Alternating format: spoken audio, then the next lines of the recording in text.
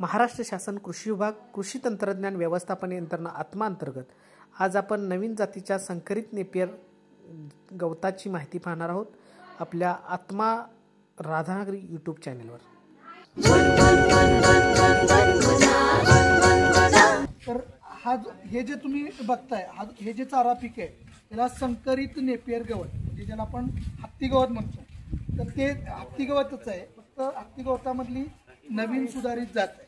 आता ही जी जात आहे ती तुम्ही ऐकलं असाल, बायप म्हणून एक संस्था आहे ज्याचं सिमेंट वगैरे तुमच्या जनावरांना मिळतं। ते बायप संस्था उरुळीत आणलेला पुण्याला, तर त्यांनी विकसित केलेली ही जात आहे। याला फुले म्हणजे BNH 11 असं म्हटलेलं आहे। आमच्या कृषी विज्ञान केंद्र तहसीलच्या माध्यमातून गेल्या 5 ते 6 वर्षापासून याच्यावर प्रात्यक्षिक घेतो। आज या वर्षी आम्ही तुमच्या गावामध्ये प्रात्यक्षिक घेण्याचं आयोजन केलं। आता ह्या जातीचं वैशिष्ट्य काय आहे, तर ह्या जातीमध्ये तुम्ही जर बघाल कूस पाल्याला जी कूस असते किंवा खोडाला जी कूस असते त्या कुसीचं प्रमाण कमी असणं हे त्याचं वैशिष्ट्य आहे। दुसरी गोष्ट काय, जे खोड आहे ना त्या खोडामध्ये जे साखरेचं प्रमाण चांगलं आहे, हा त्याच्यामध्ये दुसरा महत्त्वाचा भाग आहे। दुसरी गोष्ट, पानांची संख्या बघितली, त्याची उंची बघितली तर ही तुम्ही रेग्युलर जे तुमच्याकडं जे शेतामध्ये आणि हे हत्ती गवत त्याच्यामध्ये खूप मोठा फरक आहे।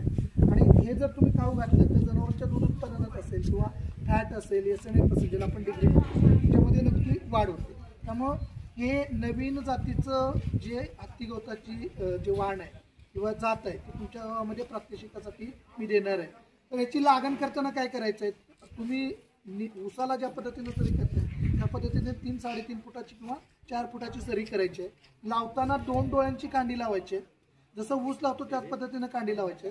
तर कांडीतलं अंतर हे कमीत कमी 1.25 फूट किंवा कमीत कमी 1 फुटाचं पाहिजे। आपण बऱ्याच वेळेला एका भिंतीवर किंवा 2 भिंतीवरती लावतो, तसं न करता मोजून बरोबर कमीत कमी 1 फूट लावायला पाहिजे, तर त्यांना ह्याच्या फुटवे चांगले फुटतात। एका जर समजा एका डोळ्याला साधारणपणे पहिल्या कापणीला सुद्धा 10-11 फुटव्यापासून अगदी 14-15 फुटवे फुटू शकतो। याचं जर व्यवस्थित म्हणजे लागवड केली तर पहिली कापणी 75 दिवसामध्ये यायची, पहिली कापणी 75 दिवसामध्ये करायची आणि त्यानंतर प्रत्येक 60 दिवसांनी याची कापणी करत जायची। वर्षाला 6 कापण्या होतात, कमीत कमी 5 जरी मिळाल्या तरी अगदी एकराला जर तुम्ही चांगलं व्यवस्थापन केलं 200 टनापेक्षा देखील जास्त उत्पादन याचं मिळू शकतं। म्हणजे एका कापणीला 1 टन जे राणे चांगले, एका कापणीला 1 टन उत्पादन हे घेऊ शकतं। लक्षात फक्त काय, याच्यामध्ये जर तुमच्याकडे सोय असेल तर भरणी केली तर चांगली राहते। ऊसाला जशी आपण भरणी करतो तशी जर भरणी केली तर मग चांगलं राहतं, चांगलं उत्पादन येतं। आणि सगळ्यात महत्त्वाची कापणीची वेळ, तुम्ही काय करताय, जेवढं जास्त उंच होईल तेवढं बघताय। आता हे थोडंसं जास्त वयाचं बियाणं आहे, मुळात काय पाहिजे मी सांगतो, पहिली कापणी 75 दिवसांनी, त्यानंतरच्या कापण्या 55 ते 60 दिवसांनी, कसं पण येऊ दे। तुम्ही काय करताय, जास्त आलेलं नाही म्हणून ते लांबवत आहे, तसं नाही करायचं, त्याचा उपयोग पण होत नाही। तुमच्या डोक्यात काय पुरवठा यायला पाहिजे, पुरवठा येणं फक्त महत्त्वाचं नाही, त्यातला सकसपणा योग्य वयात ते जनावरांच्या पोटात जाणं हे पण थोडं महत्त्वाचं आहे।